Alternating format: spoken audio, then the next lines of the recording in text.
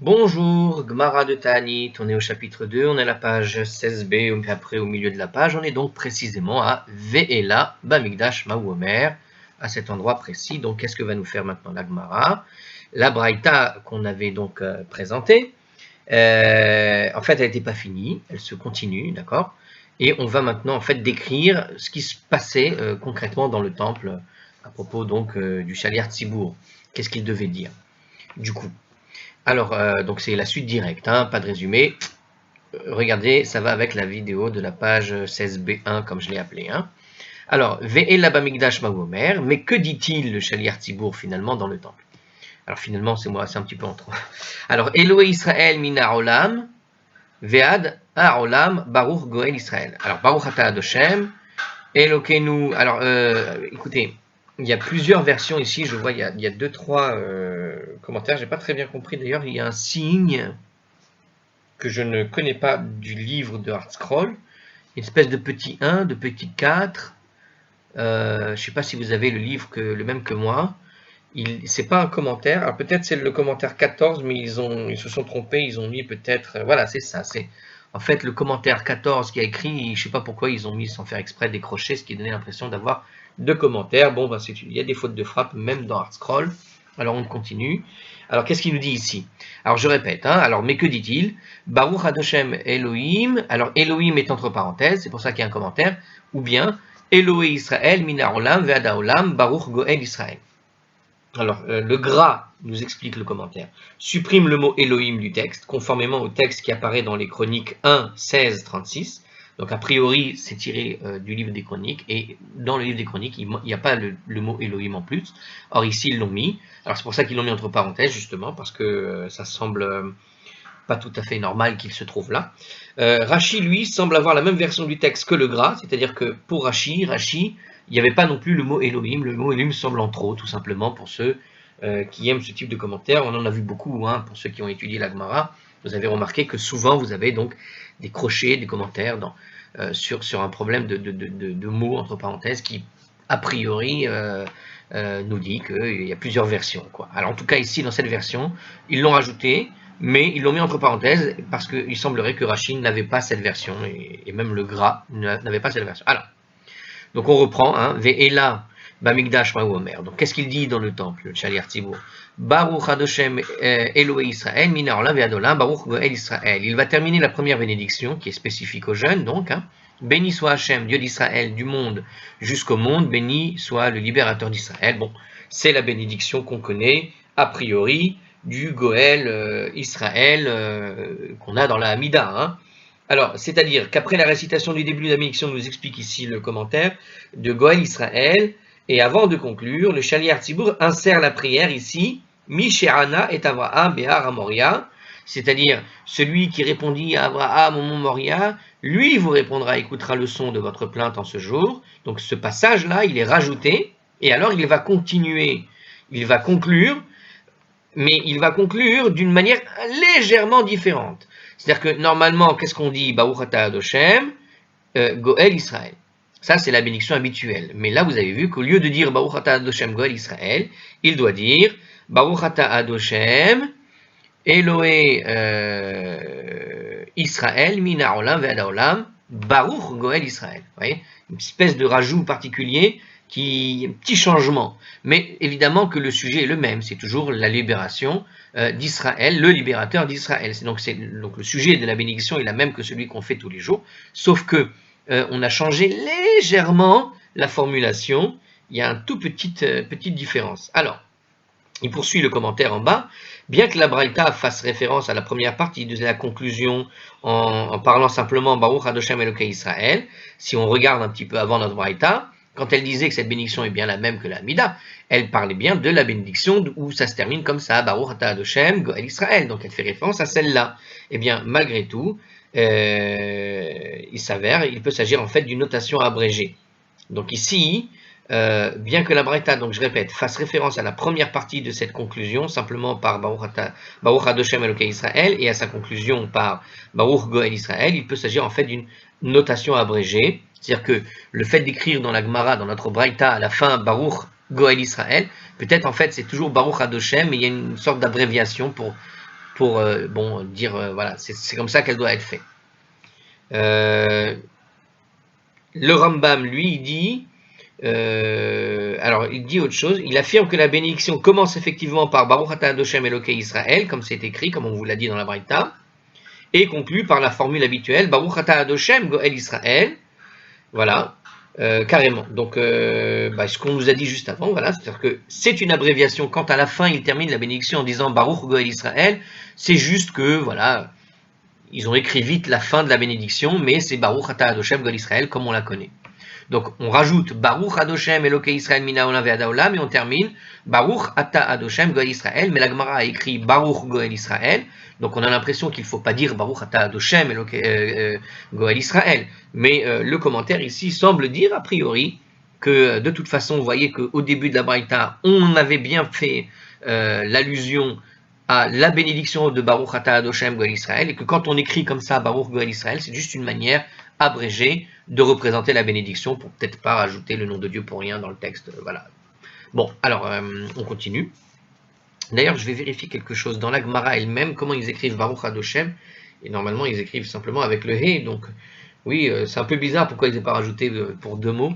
Mais bon, c'est, vous savez, l'habitude dans le monde de la Torah, c'est que quand on parle d'une bénédiction, pour dire comment on finit une bénédiction, on dit jamais tu dois faire Baruch Ata Adoshem Elokei Israël. On dit toujours Baruch Goel Israël. Baruch, par exemple, il y a quand on cite la bénédiction du deuil, parce que j'étais en train d'étudier quelques halachot là-dessus. Et d'habitude, comment est-ce qu'on va présenter la bénédiction? On doit dire Baruch Mechaye Ametim, par exemple. Non, ça c'est pas la bénédiction du deuil, celle-là. C'est Baruch Mechaye Ametim, c'est j'ai un petit doute là tout d'un coup. Attendez, je me rappelle plus. Qu'est-ce que j'ai vu? Oui, non. Non, Baruch Dayan Haemet, par exemple. Voilà, elle est connue celle-là. On dit toujours Baruch Dayan Haemet. Mais en fait, on dit jamais Baruch Dayan Haemet. Celui qui reçoit une mauvaise nouvelle, qu'est-ce qu'il dira? Il dira Baruch Ata Adoshem. Il va prononcer, comme il écrit dans la Lacha, avec Shem ou Malchut. C'est-à-dire qu'on prononce le nom de Dieu. Mais la plupart du temps, quand on va parler de la bénédiction, on dira toujours, oui, les gens qui doivent faire ci, ça, ils disent Baruch Dayan Haemet. Ils disent Baruch Dayan Haemet, mais ils disent pas Baruch Dayan Haemet, ils disent Baruch Ata Adoshem. Celui qui est en deuil doit dire Baruch Ata Adoshem, celui qui est concerné, et puis ceux qui entendent la nouvelle, eux ne disent pas le nom de Dieu. Ils disent juste Baruch Dayan Haemet. Mais pareil avec Baruch Mechaye Ametim. Par exemple, quand tu vois quelqu'un que tu n'as pas vu depuis longtemps, tu dis Baruch Mechaye Ametim. Tu ne dis pas avec le nom de Dieu. Parce qu'il n'est pas en train d'être ressuscité, mais c'est une manière de présenter la chose. C'est-à-dire que quand tu présentes une bénédiction, par exemple, quand on va vous parler de la bénédiction de la guérison, par exemple, Baruch refait Cholé Amo Israël. Donc on dit le mot Baruch, mais sous-entendu toujours Baruch Ata Adoshem. Donc quand on présente une bénédiction en général, d'ailleurs quand on va vous parler des fruits, des légumes, quelle bénédiction on va faire, on dit Boré Peria Etz. Alors là on ne dit pas Baruch, c'est vrai. Parce que les gens vont évidemment penser tout de suite, c'est Baruch Ata Adoshem et le Gomel Chaolam, Boré Peria Etz. Mais des bénédictions courtes, j'ai l'impression qu'on a pris l'habitude de dire Baruch et on termine tout de suite.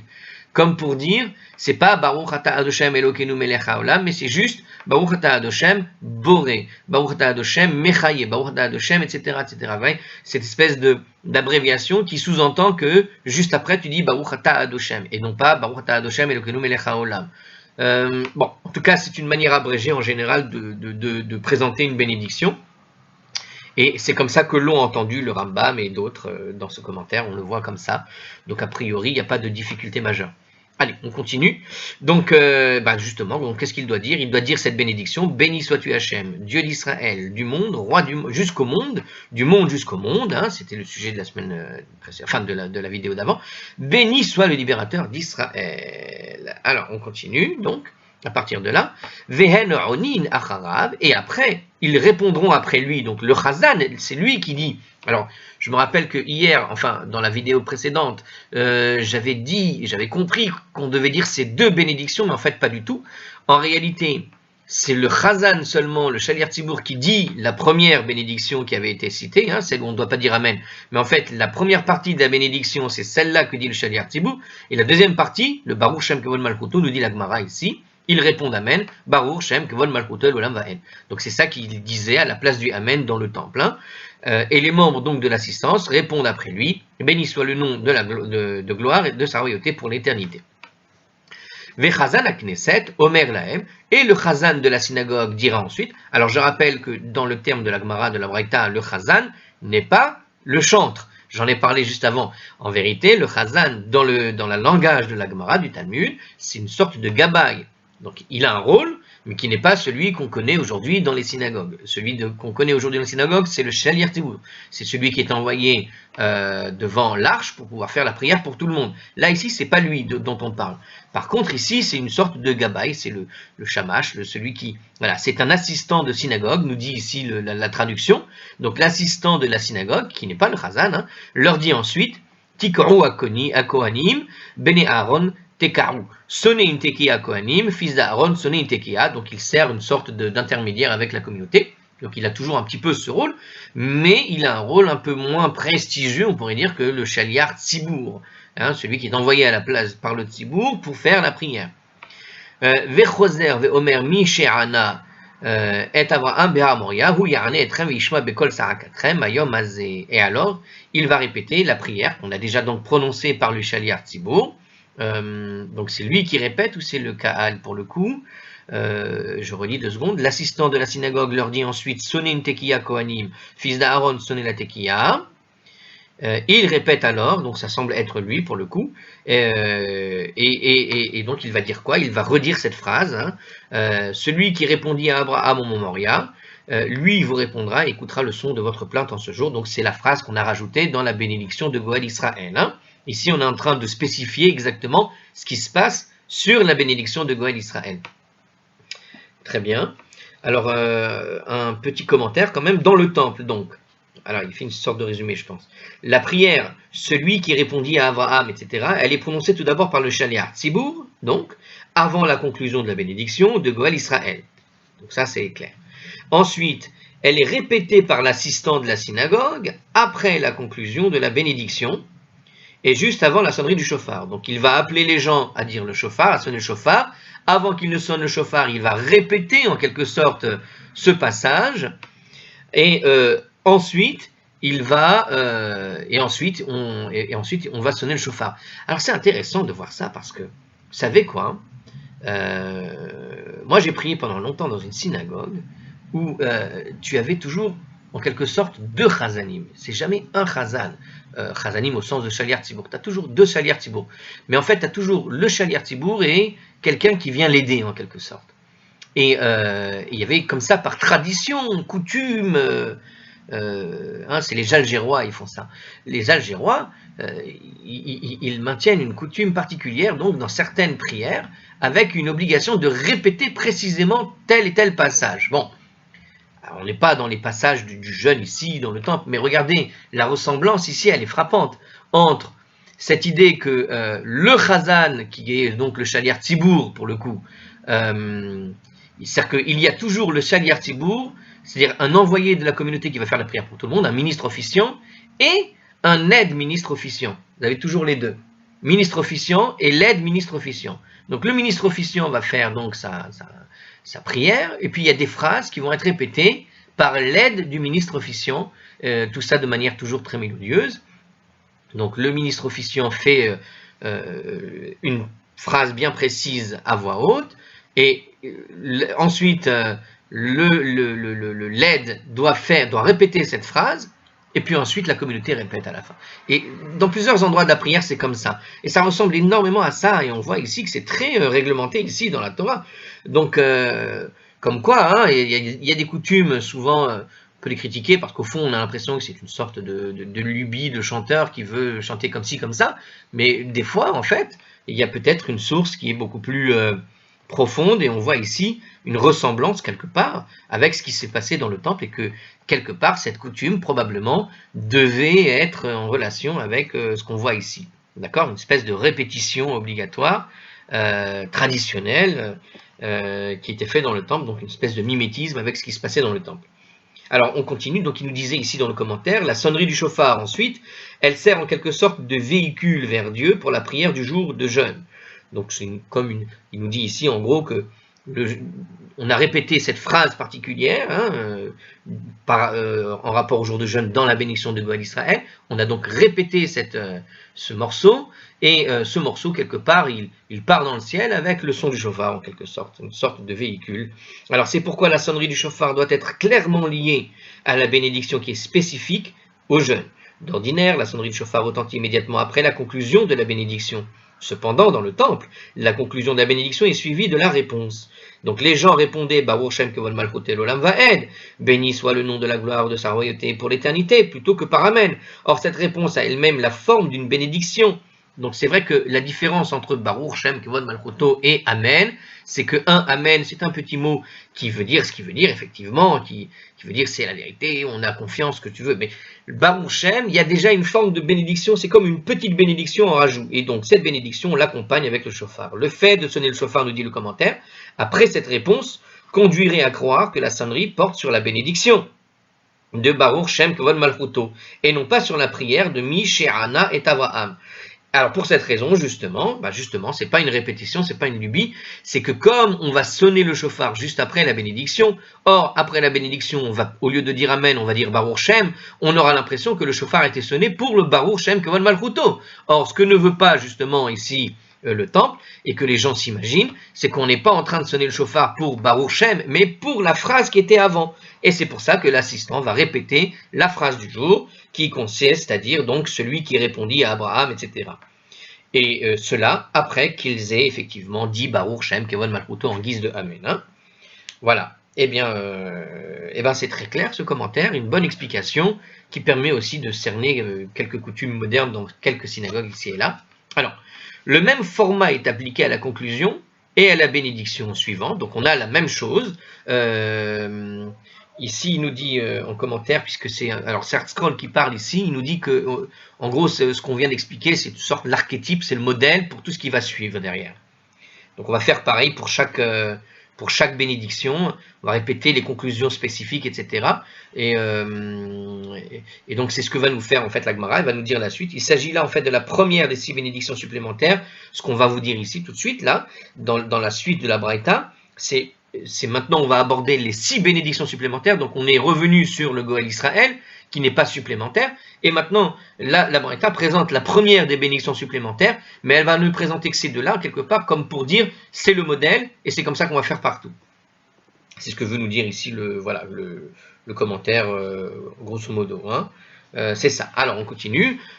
Donc ici, on va réciter maintenant le parti des Zichronot. Ici, en commentaire, on a le nom. Donc, le Shaliach Tzibour conclut dans les Zichronot. Donc ce que nous dit maintenant dans la suite, parce que dans la Braïta, ça passe vraiment du coq à l'âne. On vient de finir l'explication de comment ça se passe pour la bénédiction de Goël Israël, et on passe tout de suite directement à comment ça se passe, mais sans faire de présentation, direct, béni Hachem, alors Baruch Hashem, Eloké Israël, Zocher, Hanishkachot, donc c'est la bénédiction des Zichronot. Béni sois-tu, Hachem, Dieu d'Israël, du monde jusqu'au monde. Donc on répète un peu la même formulation de comment on fait les bénédictions. Le Gra rajoute en fait du texte. Alors c'est ça, c'est-à-dire qu'il y a une version de Gemara qui rajoutait ces mots, du monde jusqu'au monde, en mettant finalement la même formulation qu'on a vue dans la bénédiction du Goël Israël. Donc il remet vraiment les mêmes formulations. Donc béni soit celui qui se souvient des oubliés, on a dit. En hébreu, quand on dit Zocher Anishkachot, donc béni Dieu Hachem, Dieu d'Israël, etc., qui se souvient des oubliés. Vehem Onim Acharav Baruch Shem Kevod Malchut Olam Vaed, et donc on dit après, à la place de Amen, Baruch Shem Kevod Malchut Olam Vaed, je vous le traduis pas, Vechazan Akneset, Omer Lahem, et le Chazan de la Knesset, je répète que le langage de la Gemara, quand il dit Chazan, c'est plutôt l'assistant du Shaliach Tzibour. Donc l'assistant du Shaliach Tzibour va dire ensuite Hariyu HaKohanim, Bene Aaron, Hariyu, sonnez une teroua Kohanim, fils de Aaron, sonnez la teroua, Vechen, Bechol Beracha Ubracha. Donc en fait, on refait en gros la même chose que ce qu'on a vu. Vechoulé, il y a écrit, donc c'est etc. Donc ça veut dire que voilà, il vient de nous donner le modèle dans le Goël Israël, et il te dit, avec la première des 6 bénédictions qui sont rajoutées, il te dit comment ça se passe, et ça se passe exactement pareil que ce qu'on a déjà expliqué, donc etc. etc. Vechol, en plus c'est explicite après, regardez, Vechen, Bechol Beracha, ou beracha, et de la même manière pour chaque bénédiction et bénédiction. Be'achat omer tikehu, pour l'une il dira sonner la tekiya, ou be'achat omer ariyu, et pour l'autre il dira sonner une teroua, et il continue comme ça d'alterner. Et on sonne le shofar donc à chaque bénédiction avec cette répétition, avec la manière de faire, etc. Encore une fois pour les mêmes raisons, parce qu'on pourrait croire qu'il sonne le shofar parce qu'il a dit Baruch Shem Kevod Machuto Leolam Va'ed. Or on veut que le shofar accompagne le contenu, le sujet essentiel de la bénédiction et que les gens ne s'imaginent pas que c'est juste à cause du Baruch Shem Kevod Machuto Leolam Va'ed. On continue, puisqu'on dit Baruch Shem Kevod Machuto à la place de Amen. Mais alors du coup, il va poser probablement la question, c'est dans une synagogue où on ne répond que Amen, qu'est-ce qu'on doit dire? Alors on continue, Ad Shegomer et Et Kulan, jusqu'à ce qu'il termine donc toutes les 7. Vekar Inhig Rabbi Chalafta Betzipori Ve Rabbi Hanania Ben Teradion Besichni. Et Rabbi Chalafta établit cette coutume à Tzipori, à Rabbi Hanania Ben Teradion. En fit de même à Sichni, vous avez rappelé qu'on avait cité ces deux rabbins dans la vidéo d'avant, justement, on expliquait cela. Ursheba davar lifnei chachamim, et lorsque l'affaire arriva devant les sages, lorsqu'ils ont entendu ce qu'ils faisaient, Amrou, ils dirent, Lo hayuno agin ken, et là, Beshare mizrach ou berabayit. On n'avait pas l'habitude de faire ainsi uniquement au niveau de la porte orientale et sur le mont du temple. Ça veut dire qu'en fait, ce qu'on vient de décrire est une coutume qui se faisait dans des synagogues, particulière, la synagogue de Rabbi Chalafta et la synagogue de Rabbi Hanania ben Teradion, sauf que cette coutume, nous disaient les sages, ça ne se faisait en réalité que dans le temple, et on ne le faisait qu'au niveau du portail oriental. En gros, la coutume selon laquelle le Shaliach Tzibour conclut chaque bénédiction qui est reliée aux jeunes, Mina Olam Ve'ada Olam, donc on rajoute cette petite phrase, du monde jusqu'au monde, et que les membres répondent Baruch Shem Kevod Machuto à la place de Amen, et bien tout ça n'était d'usage normalement que dans le temple, pour les prières tenues à côté du portail oriental et non pas à l'extérieur de celui-ci. Donc c'était vraiment un endroit précis du temple et pas dans le temple Stam. Bon, alors voilà, c'est une précision que nous fait ici la Gemara. Bon, pas très bien, voilà. Alors, petite pause. Alors, on poursuit. La Gemara cite à présent, une autre version de la Braïta précédente. Donc en fait, toute la grande Braïta qu'on vient de citer, il en existe une autre version et c'est une très grande Braïta. Hein. Alors, on y va, on va essayer d'aller vite. Ve'et de Amre, Kidetania. Et certains disent que la Braïta précédente fut en fait enseignée comme suit. Omer lifnehen et Aisrim ve'arba berachot. Il récite devant eux donc les 24 bénédictions. Shemone Aisre, Shebechol Yom, les 18 bénédictions comme chaque jour, ou Mosif Aliem Od Shesh, et auxquelles ils vont ajouter donc les 6 autres. Ve'otan Shesh Echan Omran. Et les 6 bénédictions, à quel endroit il faut les réciter? Ben Goel, les Rofé, Cholé, Amo Israël. Donc entre Goel et Rofé Cholé, c'est-à-dire celui qui guérit les malades, donc entre le libérateur et la bénédiction qui guérit les malades. Alors un petit commentaire, c'est-à-dire entre la 7e et 8e bénédiction du Shemone Esrei. Bon, vous avez compris si vous avez suivi les 3 dernières vidéos. Et il allonge la bénédiction de la libération, c'est-à-dire celle du libérateur d'Israël, par des supplications relatives donc justement à la demande propre à ce jour. Bon, c'est la même chose que tout à l'heure, c'est le Hanenu, etc. Vehen onin acharav, amen, al kol beracha ou beracha. Et les membres, c'est-à-dire les membres de l'assistance, répondent après lui, amen, à chaque bénédiction. Donc c'est peut-être là la petite nuance, parce qu'on avait vu tout à l'heure Baruch Shem Kevod Malchuto au lieu de Amen. Je crois que c'est ça la différence. Il n'y a pas un petit commentaire pour nous le dire. On continue. Vekach Hayu Nohagin, Bigvulin. Et ainsi faisait-il aussi dans les provinces, c'est-à-dire à l'extérieur du temple. Donc en fait, on vient de décrire ce qui était dans le temple, puisqu'il parle des provinces en la suite. Aval Bamigdash Hayu Omrim, alors non, pas du tout, on reprend, donc il faisait comme ça, donc il répondait simplement Amen après la bénédiction, et ainsi il faisait comme ça dans les provinces, Aval Bamigdash Hayu Omrim, mais dans le temple on prononçait une version allongée de libérateur d'Israël. Et quelle était la version? Baruch Adoshem Elokei Israël Mina Olam Ve'ada Olam, Baruch Goel Israël, donc c'est béni soit Hachem, Dieu d'Israël du monde jusqu'au monde, béni soit le Rédempteur d'Israël, Velo Hayu Ronin Acharav Amen. Et les membres de l'assistance ne répondaient pas après lui, Amen. Vecholkach, Lama. Mais pourquoi? Donc pourquoi autant? Et pourquoi autant nous dit ici la traduction? C'est-à-dire que si on devait traduire correctement, on aurait dû traduire Vecholkach, Lama. Et pourquoi autant? Mais c'est pas ce qui est dit en traduction ici. Pourquoi cela? En gros, il doit y avoir un Rashi qui nous dit que ça doit être dit autrement. Donc il faut comprendre en fait pourquoi on fait comme ça. les fiches chez En Onin Amen Bamigdash, parce qu'on ne répond pas Amen dans le temple. Ou Minayin chez En Onin Amen Bamigdash, et où est-ce qu'on, d'où on déduit qu'on ne doit pas répondre Amen dans le temple, hein, c'est étrange hein, de se dire que dans le temple on ne disait pas Amen, hein, quand même c'est assez incroyable. Rien à faire. Alors, on ne répondait pas Amen dans le temple chez Nehemar, parce qu'il est dit Kumu barichu et Adoshem Elokechem mina olam vada olam. Levez-vous et bénissez Hachem votre Dieu, du monde jusqu'au monde. Vivarichu et Shem, vivarichu et. Alors, j'ai eu le et par réflexe, il est entre parenthèses, donc vous avez deux versions, ça veut dire, mais en réflexe, parce que c'est un texte qu'on lit ailleurs, je ne sais pas où. Vivarichu et Shem kevodecha umromam al kol bechaut hila. Et qu'il bénisse le nom de ta gloire, exalté au-delà de toute bénédiction, et louange, on le lit. Alors, on l'avait déjà expliqué apparemment, il faut voir la note 2, bon, c'est pas grave. Al-Koberacha lo tehila, ça nous enseigne tout simplement que pour chaque bénédiction, offre-lui une louange, etc., etc. Et à la fin, comment on faisait? On répondait par Baruch Shem Kevon Malchuto Leolam Vaed. Bon, il y a une toute petite nuance ici.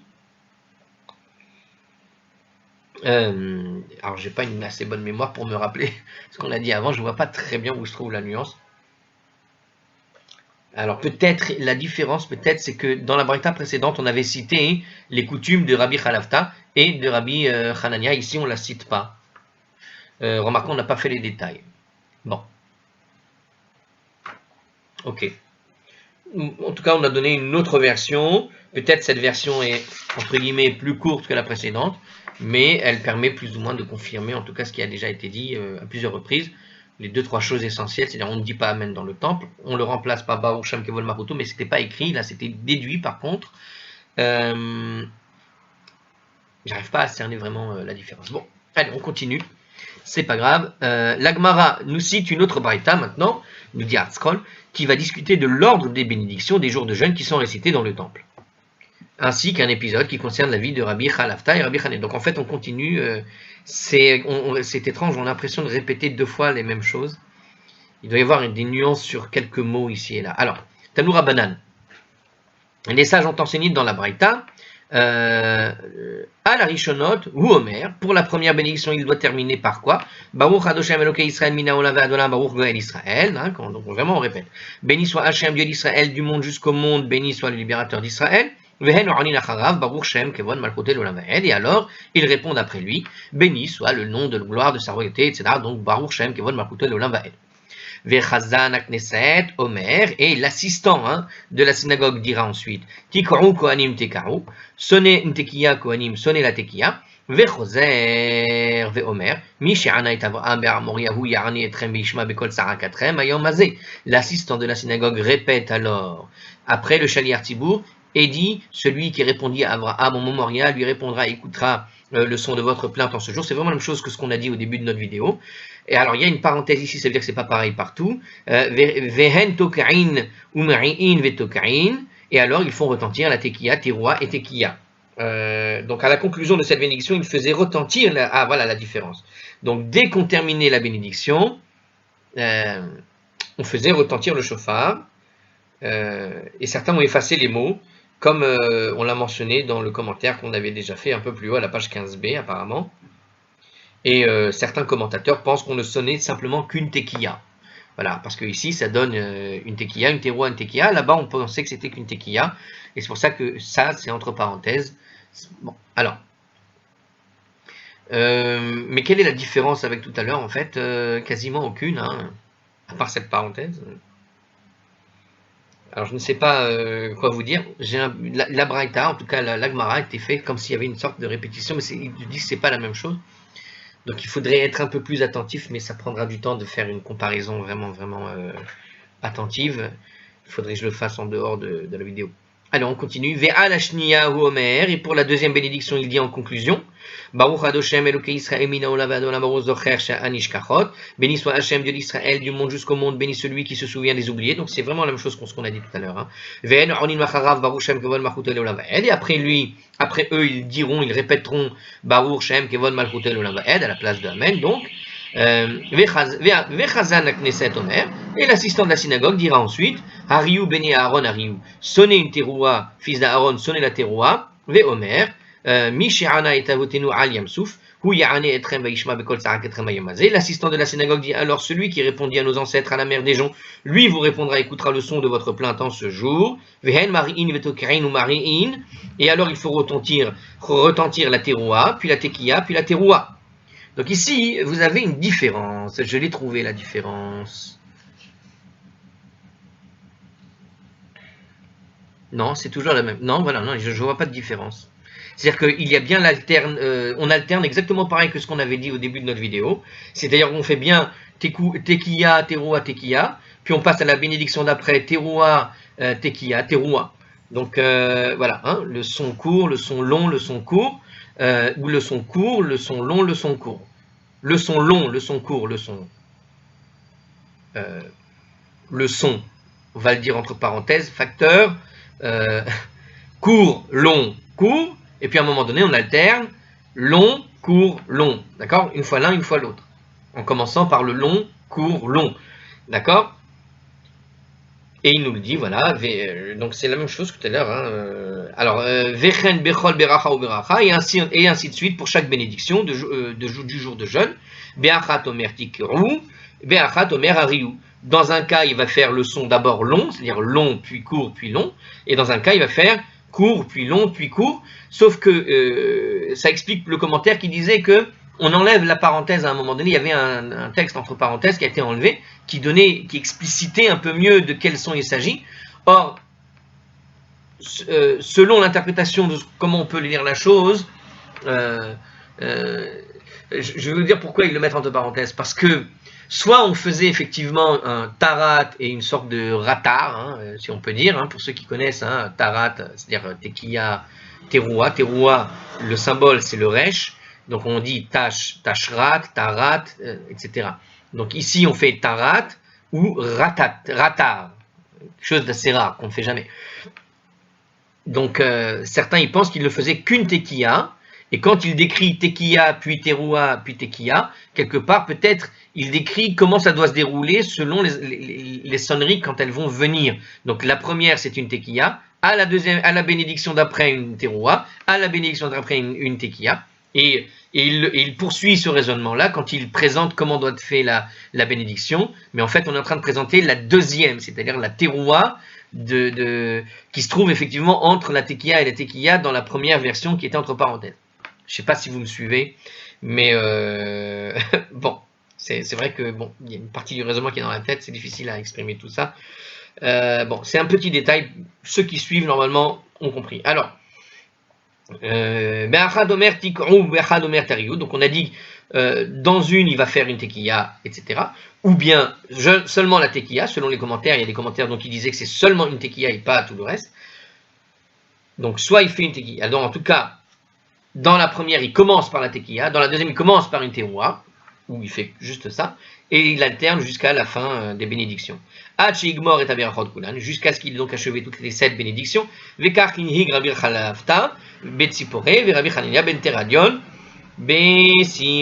Rabbi Chanafta établit cette coutume à Tzipori. Rabbi Chania ben Teradion, elle fait la même chose à Sichni. Ursheba davar etzel chachamim amrou. Et lorsque la chose est arrivée aux oreilles des sages, ils ont dit Lo hayu noagin ken ela b'sha'arim mizrach ou be'ar habayit. Nous n'avions pas l'habitude de répondre ainsi, si ce n'est qu'aux portes orientales et sur le mont du temple, c'est-à-dire seulement dans le temple. Bon. Alors, j'ai un problème, parce que franchement, j'ai l'impression d'avoir... vous avez l'impression que je vous ai refait 2 fois la même chose, et moi j'ai l'impression d'avoir lu 2 fois la même chose. Et il n'y a pas un commentaire qui nous dit précisément ici quelle est la nuance. Alors peut-être dans la rédaction de la chose, je ne sais pas, il faut voir en hébreu comment c'est rédigé. Ici il parle du Rédempteur d'Israël, alors qui se souvient des oubliés, et là je vois ici, c'est bien qu'il se souvient des oubliés aussi, hein, quand il donne l'exemple. Je regarde juste, je vérifie juste si j'ai bien suivi. Oui, normalement, oui, c'est ça, qui se souvient des oubliés. Alors, quelle est la nuance? Si je regarde encore un détail ici, peut-être sur la formulation de la bénédiction. Alors, attendez. Comment il le dit ici? Voilà, Baruch Adoshem Elokei Israël, Zocher Anishkachot. Baruch Adoshem Elokei Israël, Mina Olam Ve'ada Olam. D'accord. Alors écoutez, la petite nuance, dans le texte original, le premier qu'on a lu, il n'y avait pas écrit du monde jusqu'au monde. Cette phrase-là, du monde jusqu'au monde, dans la formulation des bénédictions, au moment où on va faire la conclusion de la bénédiction, quand elle était formulée tout à l'heure, en fait, elle était, il y avait ici, en fait, dans le texte de la Gemara, elle est écrite avec 3 points de suspension. Mais elle est rajoutée par le texte de Hardscroll. C'est-à-dire que le Hardscroll a rajouté ce passage-là, mais en fait, dans le texte original, il n'y est pas. Si j'ai bien compris. Il n'y est pas. Baruch Adoshem, Elokei Israël. Eh mais non, il y est, voilà, il est là en toutes lettres. Donc je ne sais pas, je ne peux pas vous répondre. Je ne comprends pas la nuance. Si ce n'est peut-être que sur le deuxième morceau, il n'était pas cité, et là il l'est cité explicitement dans le deuxième morceau. C'est-à-dire qu'on a fait 2 bénédictions. Dans la première bénédiction sur Goï Israël, on avait cité du monde jusqu'au monde. Dans la deuxième version, elle était citée pareil dans la première bénédiction. Mais dans la deuxième bénédiction, elle n'était pas citée explicitement. Il y avait 3 points de suspension. Donc peut-être que ces 3 points de suspension laissaient un doute planer, et que dans la deuxième version, ils ont répété toute la braïta pour ne rajouter que ces mots-là. C'est possible, ça peut arriver des fois dans la Gemara. Alors, mais s'il y a une autre différence, je vous invite à me le mettre en commentaire parce que je l'ai raté et je ne vais pas revenir là-dessus. Voilà. On va maintenant continuer une section de la Mishnah, la suite. Alors, vous savez quoi, on va faire cette section de la Mishnah tout de suite et passer à notre page 17a et on reviendra sur ce morceau à la fin de notre Mishnah puisque on est en train de démarrer une suite qui se détache de tout ce qu'on venait de dire. Ah non, regardez, bah écoutez, on va voir ce qu'il nous dit ici. Rabbi Yehuda Omer, Lo hayat tzarich lomar zichronot. Non, c'est une suite. Donc rappelez-vous ce qu'il y avait écrit dans la Mishnah. Donc la Gemara va analyser la suite de la Mishnah. On peut passer à la suite. Ceux qui veulent revoir ça dans la vidéo d'après, ils peuvent. Juste, je le mets en préambule. Rabbi Yehuda nous dit, il n'est pas nécessaire de réciter zichronot et shofarot, etc. parmi les 6 bénédictions supplémentaires des jours de jeûne. La Mishnah à la page 15a avait déclaré que les 2 premières des 6 bénédictions additionnelles étaient zichronot et shofarot, qui nous sont familières parce qu'elles font partie du Moussaf de Rosh Hashanah. Alors Rabbi Yehuda, lui, est en désaccord, il va substituer 2 psaumes à la place des textes de zichronot et shofarot. Donc vous vous rappelez de ce passage de la Mishnah qu'on avait bien expliqué en rapport avec Rosh Hashanah. Et ici, il s'avère que pour Rabbi Yehuda, on ne doit pas répéter ce qu'on fait à Rosh Hashanah, mais on fait autre chose. Amar Rav Ada Defi Yafo.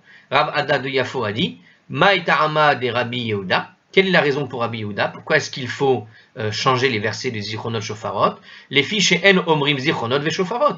Parce qu'on ne récite pas des versets de Shofarot et Zichronot et la Rosh Hashanah, tout simplement, si ce n'est uniquement à Rosh Hashanah, ou Beyovelot, ou Besharat Milchama, et si ce n'est uniquement dans les années de jubilé et dans les périodes de guerre. Voilà. Alors, je vous laisse ça pour la prochaine fois. On reprendra juste la fin de ce passage et on refera avec les petits commentaires qui vont avec. Allez, la prochaine. Et on est à la page 17a. C'était ça aussi, je voulais juste tourner la page. À la prochaine.